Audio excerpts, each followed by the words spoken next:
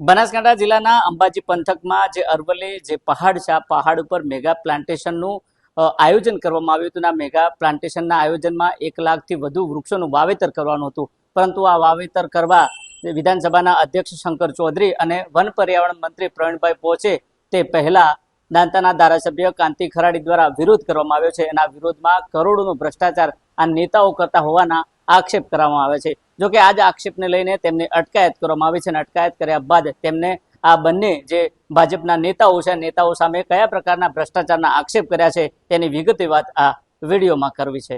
વૈષ્ણવજન તો તેને કહીએ જે પીડ પરાઈ જાનાને રે.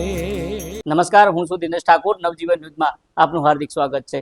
બનાસકાંઠા જિલ્લો અને બનાસકાંઠા જિલ્લાનો જે અંબાજી વિસ્તાર છે, અંબાજી વિસ્તાર અરવલ્લી પહાડ તરીકે જાણીતો છે અને આ જે પહાડ પર વૃક્ષોનું જતન થાય, વૃક્ષોનું વાવેતર કરવામાં આવે તે માટે મેગા જે પ્લાન્ટેશન છે આ પ્લાન્ટેશન અંતર્ગત 1 લાખથી વધુ જે વૃક્ષો હતો આ વૃક્ષો વાવવાનું આયોજન કરવામાં આવ્યું હતું અને આ આયોજનમાં વિધાનસભાના અધ્યક્ષ શંકર ચૌધરી અને વન પર્યાવરણ મંત્રી પ્રવીણભાઈ માળી પહોંચ્યા હતા. જો કે આ પ્લાન્ટેશનમાં વૃક્ષોનું વાવેતર થાય તે પહેલા દાંતાના ધારાસભ્ય કાંતિ ખરાડી દ્વારા વિરોધ કરવામાં આવ્યો હતો અને આ જ વિરોધ વચ્ચે જે દાંતાના ધારાસભ્ય કાંતિ ખરાડી છે તેમને પોલીસ દ્વારા અટકાયત કરવામાં આવી હતી અને અટકાયત કરતાની સાથે તેમને જે ભાજપના નેતાઓ છે આ નેતાઓ માત્ર ને માત્ર જે ગરીબ માણસો છે આ ગરીબ માણસોને હટાવી, ડરાવી, ધમકાવી તેમની જમીન પચાવી પાડતા હોવાના ગંભીર આક્ષેપ કર્યા છે. જો કે આ તમામ બાબત છે, તમામ બાબતને લઈને દાંતાના ધારાસભ્ય કાંતિ ખરાડી શું કહી રહ્યા છે તે પણ તમે સાંભળો. મારા વિસ્તારની અંદર લગાતાર 10 વર્ષથી ઓછામાં ઓછા એક બાજુ બનાસ ડેરી રોપે, એક બાજુ વન વિભાગ રોપે, પણ આ બંને વિભાગ એવા રોપે કે એક જ ખાડાની અંદર 4 વખત રોપાય ને એ રોપા એક પણ બહાર આવતો નથી. વન વિભાગ જે રોપા છે એ જ ખાડામાં એ અલગ ખર્ચો પાડે, બનાસ ડેરી જે રોપાય છે એ પણ અલગ ખર્ચો પાડે. અને ખર્ચો કેવો, જે બનાસ ડેરીમાં જે પશુપાલકો છે એમને પૈસે સીટ બોલ બનાવીને આજુબાજુ પહાડોની અંદર સીટ બોલ નાખવામાં આવે.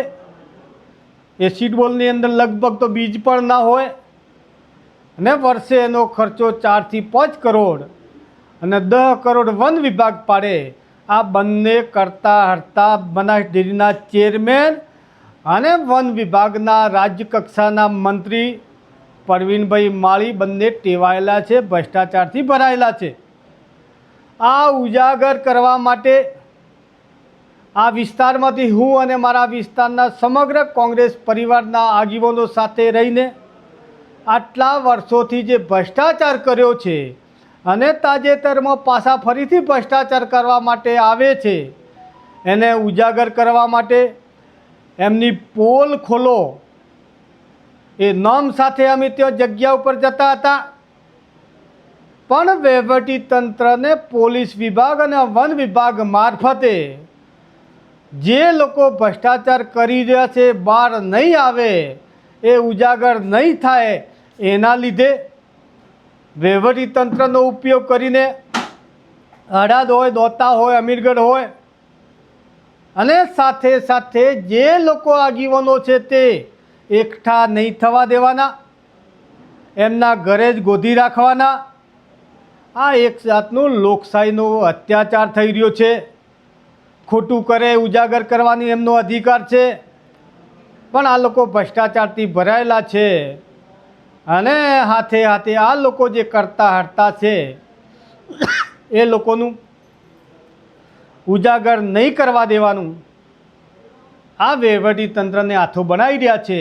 પણ આમી સાતી ઠોકીને આ વિસ્તારની જનતા કહી રહી છે જે પહાડો અને ડુંગરોની અંદર જે કોઈ વૃક્ષો છે એ વૃક્ષો કુદરતી છે, એમના ઉછરેલા રોપા એક પણ નથી. હું વધારામાં કહેવા માંગુ, આટલા વર્ષોથી રોપ્યા, આટલા વર્ષોથી ખર્ચા પાડીને રોપ્યા, એ રોપા એમના ક્યાં ગયા? પણ એનું કારણ એ છે પશુપાલકોના સીટબોલ બનાવવામાં આવે એમના જોડેથી અને સીટબોલની અંદર બીજ નહીં નાખવાનું, ખાલી દેખાવ કરવાનો, જનતામાં ઉજાગર કરવાનું, એના સિવાય એ કરીને એમનો ભ્રષ્ટાચાર કરવા માટે બંધાયેલા છે. એટલે આજે જે રોપા છે એ કુદરતી છે. ઉપરથી અમે તો કહીએ છીએ આ ચોરી કરીને અમારા વિસ્તારમાંથી જઈ રહ્યા છે, અને ચોરી એવી ચોરી કરે છે કે જે કુદરતી રોપા અને ઇમારતી રોપા છે એ ચોરી કરીને જઈ રહ્યા છે. બીજું રોપવાનું તો એક બાજુ મૂકો, પણ ભ્રષ્ટાચાર કરવા, પૈસા ગણાણ સરકારની લઈ લેવાની, ઇમારતી અહીંયા જે ઝાડવા છે એવું કાપીને લઈ જવાનો. એટલે અમે એમ કહીએ છીએ, અમે અહીંના વિસ્તારના જનતા છે ને એ જ વન વિભાગનું રક્ષક છે, એ રક્ષણ કરી શકે છે. અને વહીવટી તંત્રને વન વિભાગ આ બંને દેરી હોય કે આ ચોરી કરી અહીંથી ભ્રષ્ટાચાર કરીને જઈ રહ્યા છીએ, અમે રોકવા માટે જઈ રહ્યા છે. જનતા જાણી રહી છે, જનતા જાગી ગઈ છે. પણ અમે એમ કહેવા માગીએ છીએ કે આ ચોરી કરવી, ભ્રષ્ટાચાર કરવાનું આ બંધ કરો, આવા તાયફા કરવાનું બંધ કરો. અહીંયા જે રોપા વૃક્ષો છે કુદરતી છે, અને જે રોપા કુદરતી રોપા છે એને તમે કતલ મત કરો. એટલે અહીંયા તો ઝાડવા બહુ જ છે, વૃક્ષો બહુ છે અને બહુ વધશે, પણ એ ઓછો કરવામાં તમે પોતે ગુનેગાર છો. તમે જો તે પ્રકારે દાંતાના ધારાસભ્ય કાંતિ ખરાડી છે તેમનું કહેવું છે કે વિધાનસભાના અધ્યક્ષ શંકર ચૌધરી અને વન પર્યાવરણ મંત્રી પ્રવીણભાઈ માળી તેઓ જે એક ડેરીના ખર્ચે અને એક સરકારના ખર્ચે આ ધુમાડા કરી રહ્યા છે અને મોટા પ્રમાણમાં ભ્રષ્ટાચાર કરી રહ્યા છે. બીજી બાજુ જે અરવલ્લી જે વિસ્તાર છે, આ વિસ્તારમાં વૃક્ષારોપણનું માત્ર ને માત્ર નાટક કરવામાં આવે છે. જે આ નેતાઓ દ્વારા સીડબોલ્ડ નાખવામાં આવે છે, તેમાં જે વૃક્ષો જે છે વાવવામાં આવે છે એ વૃક્ષો વાવવામાં આવતા નથી અને ક્યાંક ને ક્યાંક ભ્રષ્ટાચાર કરવામાં આવતો હોવાના ગંભીર આક્ષેપ થયા છે. જો કે બીજી બાજુ તેમની જે અટકાયત કરી, અટકાયતને લઈને ધારાસભ્ય કાંતિ ખરાડી દ્વારા બળાપો ઠાલવવામાં આવ્યો હતો અને આખરે જે આક્ષેપ છે આક્ષેપ ચીંધવામાં આવ્યા હતા. જોઈએ આવનાર સમયમાં આજે વિધાનસભાના અધ્યક્ષ શંકર ચૌધરી અને વન પર્યાવરણ મંત્રી દ્વારા આ જે આક્ષેપ કર્યા છે, આક્ષેપને લઈને આવનાર સમયમાં કેવી પ્રતિક્રિયા આપવામાં આવશે તે તો આવનારો સમય બતાવશે. દિનેશ ઠાકોર, નવજીવન ન્યૂઝ, બનાસકાંઠા.